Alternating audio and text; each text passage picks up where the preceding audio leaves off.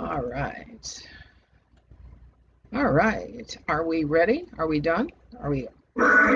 We're on air. Great. Good morning, afternoon, or evening, my friends, depending where you are. I'm Emily Windsor Craig, and this is where I am on 1 p.m. Pacific Daylight Time on September the 26th, 2020. History Reset is brought to you each Saturday to bring valuable information to the public that corporate media refuse to divulge. This program is a public service, but please donate to People's Internet Radio to keep the people's truth coming at you. Today's topic in History Reset is my 60 years of agency exemptions from liability for the outcomes and effects created by weaponized agencies. And I've put a whole slew of links, and we're going to go through our links just one by one. The first link has to do with the default of the medical profession, and I'm not going to deal with that right now.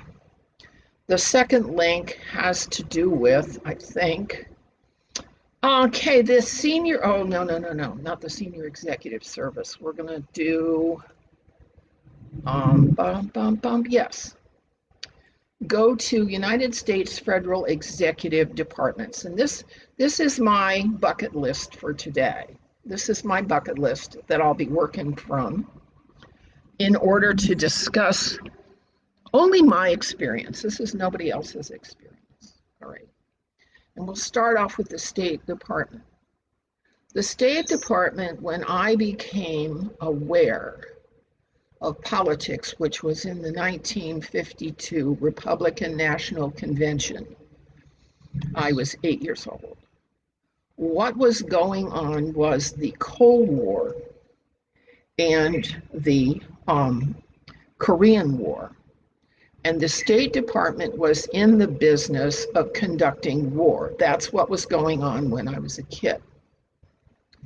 Okay, and then after 9/11, 2001, when it became clear that the official version of the 9/11 attack was not what actually happened, and it had nothing to do with going to war against any nation in the Middle East, especially Iraq. In 2003, I put my dogs in my car and I drove down from West Virginia to the parking lot of the United States Pentagon with a hand-drafted printed letter to the generals of the Joint Chiefs of Staff.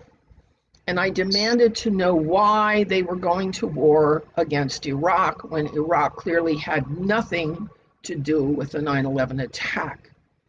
I was there all day and I gave them my letter, and I'm sure my letter is still there. All right, that's my experience with statecraft in the United States, that it's been one contrived war for profits after another. And we know this, okay?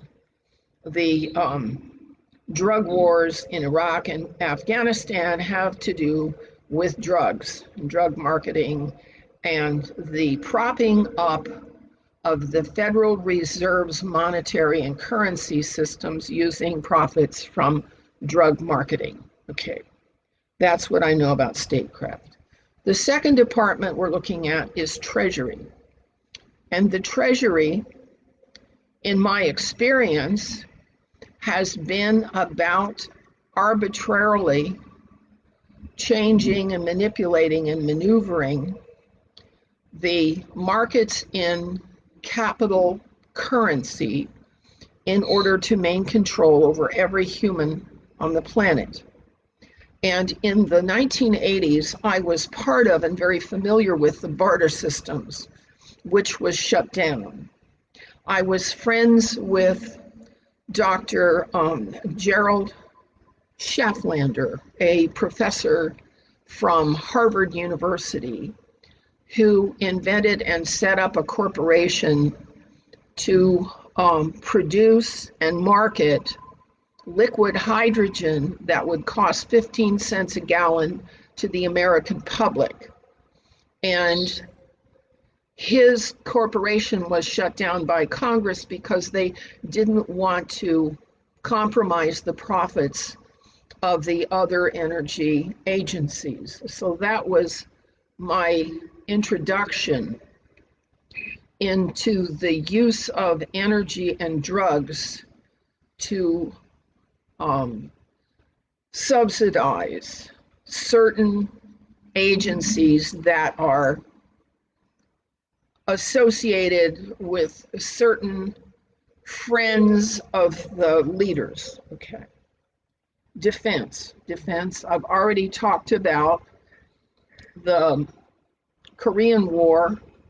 I haven't talked much about the Gulf of Tonkin and the Vietnam War, which had its own political purposes in Southeast Asia and which cost me 56,000 of my contemporary peers in my generation in the war itself, and another 60,000 in suicides, so that my generation has been pretty much eradicated in terms of leadership in the United States today.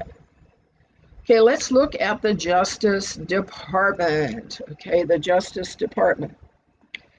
In my tenure as an American citizen, I have been witness to the Ruby Ridge and the Philadelphia move and the Waco and the Oklahoma City 95 and the World Trade Center 93 and the 9/11 2001 attacks, none of which were ever prosecuted. Which implies that the Justice Department is weaponized against seeking justice for victims. It's just as plain as that. There's no other interpretation that's possible.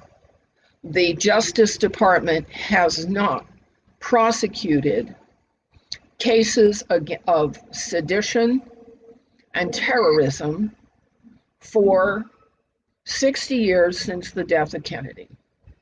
And so the Justice Department is not to be trusted, nor the FBI to be trusted. My experience with the FBI, okay, in 1997, when I was working for a timeshare resort in Sedona, Arizona, and I opened my mouth and stuck my foot in it and pissed off the Don, I realized, because of my stepfather's connections to the Chicago Mafia, that I had made a big mistake. Okay, I knew I had screwed up. So I called the FBI and I said, look, I've just pissed off a Mafia Don and I didn't mean to. And so I politely apologized and quit. Can you give me any advice on what to do next? And what they said to me was, well, if they hurt you, let us know. So the FBI is not in the department of pursuing justice either, particularly if you look at the records concerning their obfuscation and denial of the information about terrorist threats before the 9/11 attack. So the Justice Department and the FBI have their own agenda, and they've made that really clear. Okay. So now we can move on to the Interior Department and the Bureau of the Indian Affairs and the Bureau of Landline Management. The Bureau of Indian Affairs is supposed to be the ones who respond to the 1834 Indian Removal Act that generated the death march of the Cherokee Indians from North Carolina to Oklahoma. They're supposed to be in favor of indigenous tribes. So let's look at how they've handled indigenous tribes. Well, they've done exactly the same thing to the indigenous tribes as they've done to the black race, and that is to settle them on the dole, give them access to all the drugs and alcohol that they can possibly consume, and watch them self-destruct. That's what the Department of Interior has done for the indigenous tribes, as well as other races that they don't happen to favor under treaties. So much for the Department of the Interior. And I'm not going to talk about Bureau of Land Management and how it strips ownership away from ranchers so that people in power can have access to mining interests. We went through this a couple years ago. Okay, Department of Agriculture. Department of Agriculture. I don't know how many of you know that at university, I have a baccalaureate degree in nutrition education. And in the 80s, when I was studying my nutrition degree, I was struggling with an infant who had symptoms of phenylketonuria. And in order to provide a diet for him that would detoxify his metabolism so he wasn't smelling like burning metal and screaming his head off all the time, I went into the food tables and I learned the food tables, and I created a formula for him that I put in my own book that is low in phenylalanine and mimics the amino acid profile of mother's milk. And my son was on that formula for 3.5 years.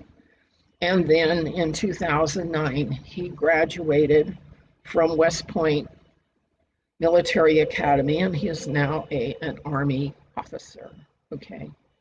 My way of dealing with phenylketonuria was very effective, although the professor to whom I shared my method in a paper graded my paper with a C because she didn't like the method that I was using, the empirical, practical, try what works method. She wanted me to follow the official dogma of the Rockefeller Combine on nutrition. Now, the effect of the Department of Agriculture on nutrition in the United States is worthy of some going into. Because during those years when I was figuring out how to deal with my child's phenylketonuria, I became, some people get obsessed with comic books and some with videos and some with games. I became obsessed with the food tables and what's in food. And the labels on the packages became very, very important to me because I needed to know the fat content in the package, the protein content per gram in the package, and the carbohydrate content per gram in the package. And that's the way food labels were formatted up until the 1980s. You could keep a running tab on your protein profile, your fat profile, and your carb profile simply by writing down those three values off every food label if you happen to have access to the statistics for a particular food. So you either found it, yeah?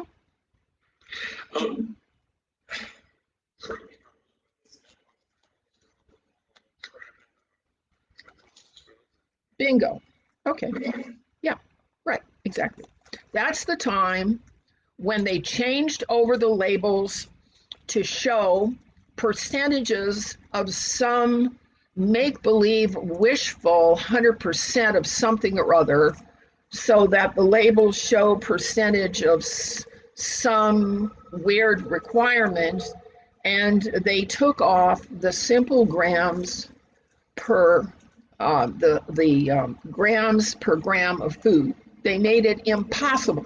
I am holding a package of raisins, and total fat, 0% of something, Cholesterol, 0%. Sodium, 0%. Potassium, 9%. Total carbs, 10%. Fiber, 4%. These are meaningless percentages of nothing that the Department of Agriculture completely redid their food tables to satisfy in order to confound and confuse our ability to keep track simply of the number of grams of protein, carbohydrates, and fats that we are consuming every day.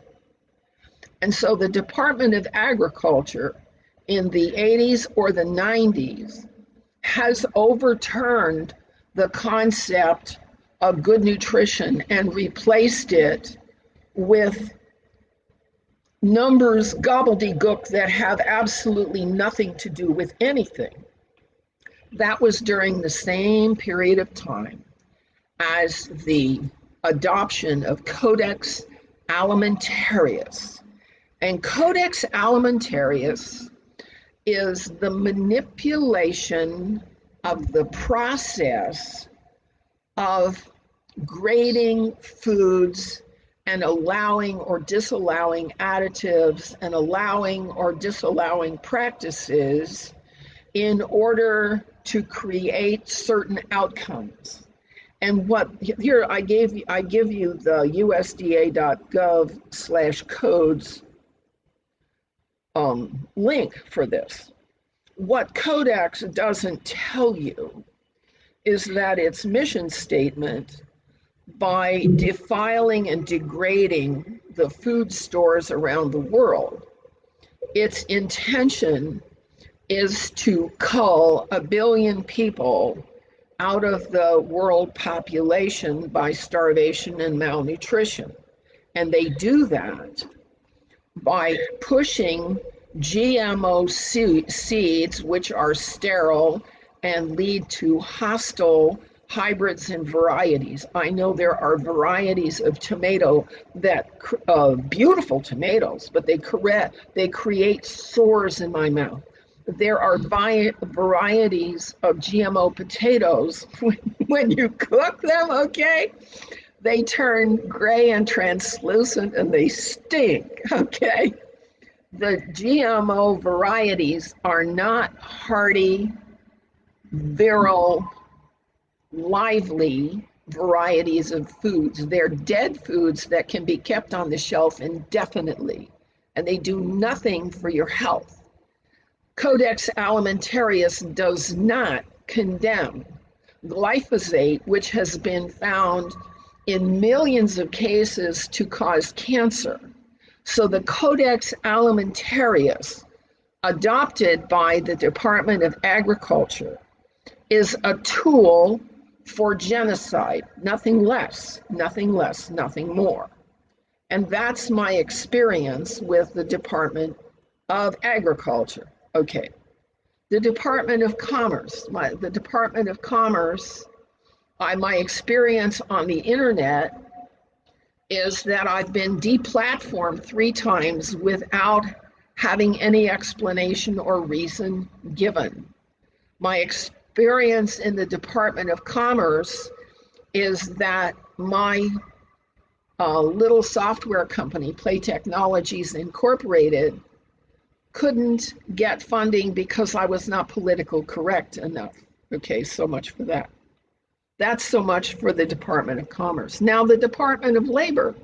The Department of Labor, back in the 1960s, when I was young, the way you got a job was you showed up to the job site and you filled out an application and you had an interview on the spot. And if they liked you, you had a couple more interviews until you started work. That was all there was to it. There was no such thing as a resume lottery.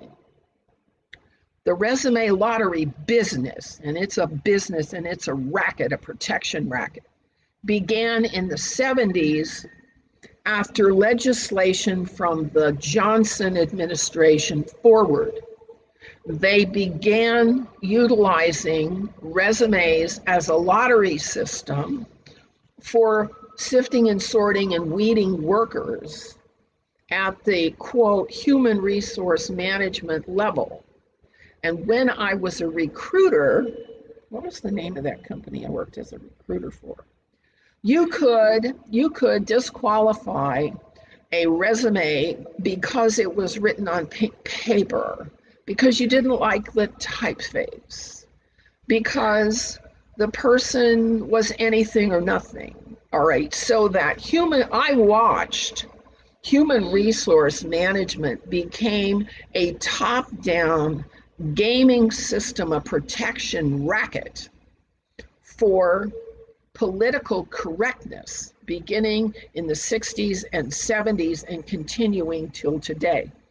In the 1990s, when I was responsible for caring for my own two sons, caring for my elderly mother, and making my own living to boot, okay?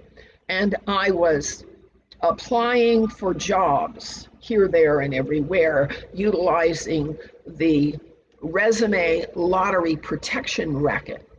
What somebody at Intel told me is what I realized had happened. The recruiter at Intel said, we get 2,000 resumes like yours every day, and nobody over the age of 38 is considered because your medical insurance premiums are too high for us to have to pay for. That is the protection racket going on in labor and in human resource management. Okay, let's go. This is all just my experience, okay? I'm not talking at the level of legislation or at the level of court cases. I'm just talking about what has happened to me in these domains, health and human services. Let's go there. Health and human services, taking care of 3 generations in the 90s. I developed tumors on the adrenal glands, all right? But I also pissed off the Clintons by complaining about my situation, having to care for 3 generations at once without any assistance from anybody, least of all my ex-husband, who was a bully. Okay. And so what happened as a result of being on the Clintons' red list is when I tried to get health care, I was turned away. The family doctor that I was assigned to was a clerk who took down records and pushed drugs at me.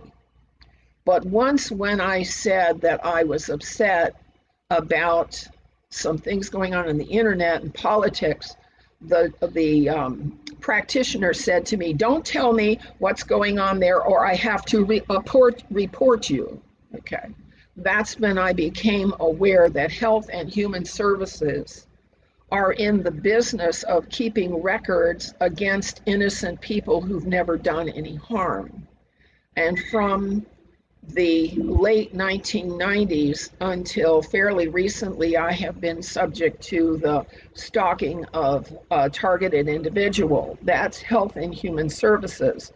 For 20 years, I have been given palliative care by the medical profession who don't have any desire, even though my heart checks out as 80% of function, they don't have any interest in finding out what the inputs are to my heart that cause me to go into tachycardia and atrial fib. Okay, that's health and human services for you, and their record keeping to keep certain people from utilizing the actual skills of medical healing.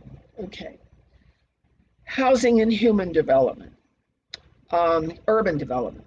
I have no experience with HUD housing myself, but in 1980, 81 through 83, I worked for an attorney in Washington, D.C.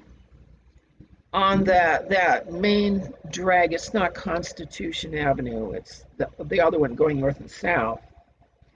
And he was in the business of doing HUD applications. And he made hundreds of thousands of dollars on every application that we prepared for him. And the applications had to do with minority people and how they felt it was needed that they would be housed in these huge projects, these huge block projects with no greenery and no access to anything but themselves. And so in his name was Richard M. Millman. I doubt that he's still alive. He was in his 40s in the 1980s. All right, I doubt he is still alive. But I noticed that he made hundreds of thousands of dollars for filling out the boxes in applications that HUD utilized to set up a top-down housing scheme for people they wanted to suppress. All right. Transportation, I have no experience. Whoops. Okay. I lost my place. I lost my place. Where did I go? Food data. That's where I have to go. There we go. Transportation. Energy, I have no experience. Education. Wow. Education, I was educated back in the early 50s when manners were important, when loyalty to ideals was important, when Girl Scouts and Boy Scouts taught girls how to be girls and boys how to be boys. Okay, the rebellion of the 60s began around 1958 with Dick Clark, American Bandstand, and the Beatles. And so, and the family I grew up in, the foster family I grew up in, were very radical in their personal lives. They had done drugs in the 30s, and they were very radical in protesting for the Marxist movement in the 30s. And so as a reaction to them, I was conservative because I didn't want to use myself that way. And so in the 60s, when I married, I began to notice that the tone of education was changing to become more liberal, more tolerant of behaviors that were unacceptable when I was a child. And that was a point at which I joined a fundamentalist church, because I didn't believe or think that degrading the standards of behavior into profligate sexuality and insubordination to authority was going to work as to the restoration and repair of broken governance. Okay. And so I went to I was at Cal, Berkeley, in 1960, when Mario Savio organized the free speech movement. That's how long ago I was at Cal Berkeley. And I flunked out very quickly because the liberal mindset of the professors didn't make any sense to me. The philosophy of Descartes and Locke and Kant simply didn't relate to my experience. I took a philosophy course and it just simply didn't make any sense. Whereas at 15, I took a course from S.I. Hayakawa in semantics, and that made perfect sense to me because it was related. It was relating words that I knew to functions and actions that made sense to me. But Descartes and Kant were head tripping. That's what I call it, head tripping. All right. So I, got married, had children, and the kids went to school, and I noticed that they had a taint of cynicism about them that I didn't know where it came from because it didn't come from me. I was, and still am, a religious and devotional person, charismatic, and so on. So then in the 80s, from 84 to 93, I went to university at George Mason University in Fairfax, Virginia. And there I was in my 40s going to university. And what I noticed was that in the dietary nutrition department, they were teaching USDA dogma about the process of assessing nutrition on the basis of generalities. And in the philosophy department, they were talking about different theories of existence without having any opinion as to what actually related to reality. And the only department that was really straight was chemistry, and there's no way you could mess with that, okay? But in communication, where I did most of my work, particularly the graduate work in conflict analysis and resolution, what I noticed was that there was no department or course in how to recognize, verify, validate, or disabuse truth or untruth. That didn't even come up, whether people were telling the truth or not. And in my graduate work with Dr. John N. Warfield, who taught a system of technologically assisted problem solving by large groups, in which the methods for arriving at truth were very deliberate and self-conscious, you know, it showed me that a large part of academia had no interest in what was true. They were completely obsessing with theories. Theories in physics, and theories in social theories, and theories in communication, and theories in philosophy, and theories of science. And I thought, whoa, where is this going? And now,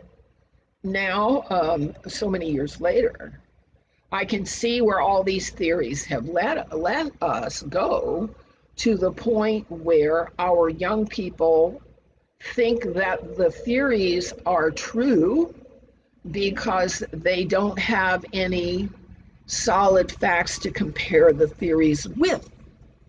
Okay, that's what has happened in education. The theories of Marxism and socialism have taken over academia, but the reality of what happens when you place those theories in operation is not being discussed. Okay, the reality, the outcomes, the results, the effects of applying these theories just doesn't get discussed much, except by people like Jordan Peterson. He does a pretty good job. So what I have watched is the deterioration of education from it used to teach laws of cause and effect, and it used to teach getting to the best outcome, result, and effect, and utilizing different methods to get your best effect. And now the methods are all that's taught, and best effect doesn't even come in the picture. And that's what education has become in terms of Common Core curricula. It's a matter of processes that may or may not ever get to any kind of an outcome you want. And it doesn't talk about getting to the outcome you want, utilizing laws of the land, the laws of Moses or Hammurabi, or some law system grounded in facts, versus sky-highing and head-tripping about what might be possible if only we destroy everything we have now. That's what I have learned about education in the last 60 years. Okay. Veterans Affairs. Since the Vietnam War, veterans have been trashed. The guys I went to Xerox school with who were veterans told stories that just made me sick to my stomach. And some of them didn't live very long. And the fact that as many veterans of the Vietnam War died of suicide as died in battle says volumes about what Veteran Affairs does and doesn't do. Okay. And so when I meet veterans, I'm open to their suffering because they know suffering. That's what they know. And the government has not responded to the suffering of our veterans, not at all. Homeland Security, I don't know anything about, except that my Uncle Eugene Dennis, who advocated socialism and communism in the late 40s for his free speech, was incarcerated at Leavenworth Prison, the federal prison, for years. And now Antifa and ISIS and these groups of Marxist terrorists are carrying out protests and riots and looting from city after city, and the Department of Justice does nothing. And the police are so confused by contradictory directions from their heads and leaders that they're operating in an unpredictable way, which gives the mainstream media the opportunity to pretend and say that law enforcement needs to be destroyed, which is something that Hitler wanted to do also. All right. So what I see is that there is a determined effort to destroy the actual functionability of the people, of the veterans, of the farmers, of the people, basically by big pharma pushing drugs, illegal and legal. And President Trump has nothing to do with any of this.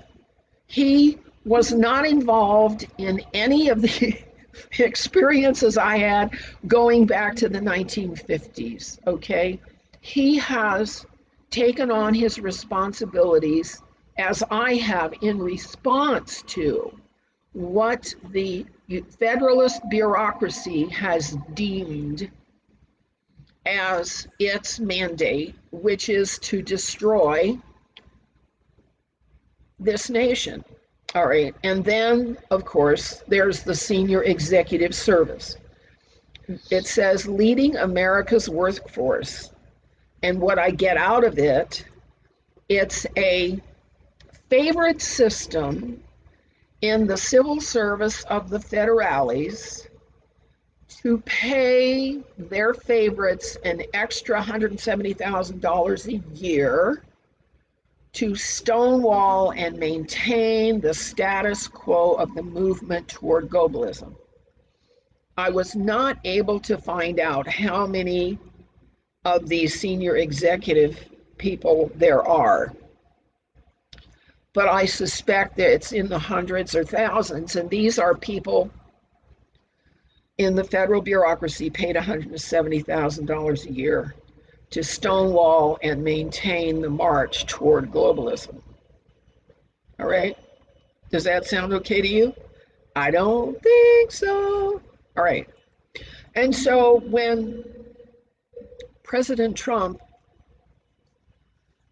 talks about this nation as a glorious and let's make America great again, I would have to revise that and let's make America good again, because America's right now not only not great, it's not good either. Its civil service federal hierarchy is bent on destroying the fabric of the Judeo-Christian ethic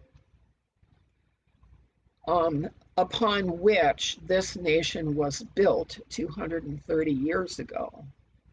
And I've just gone over my experiences, and you can laugh at me and you can say I'm stupid. But what I see is that the bureaucracy, the hierarchy of federal civil service, are not in service to the people of this country. They're either in service to themselves or their friends or some ideology. Okay? Have we got that? Have we got that, Steve?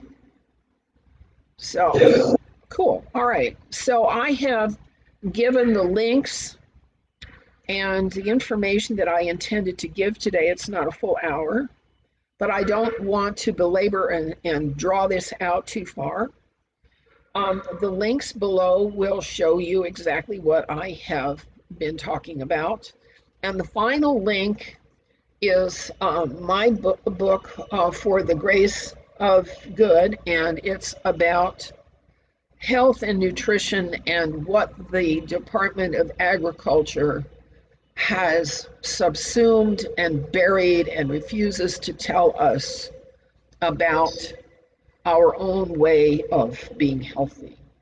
So that's where I'm at today. And I want to thank you all for coming by and paying attention to some difficult, unpleasant, maybe, all right, I don't know how unpleasant it's been for you. But now you know that the slide into Marxist totalitarianism has been going on for 60 years, not just the last 20.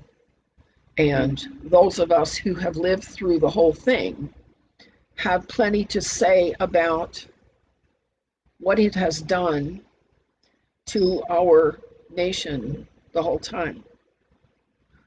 So I hope you get it, that President Trump is not going to be able to fix it.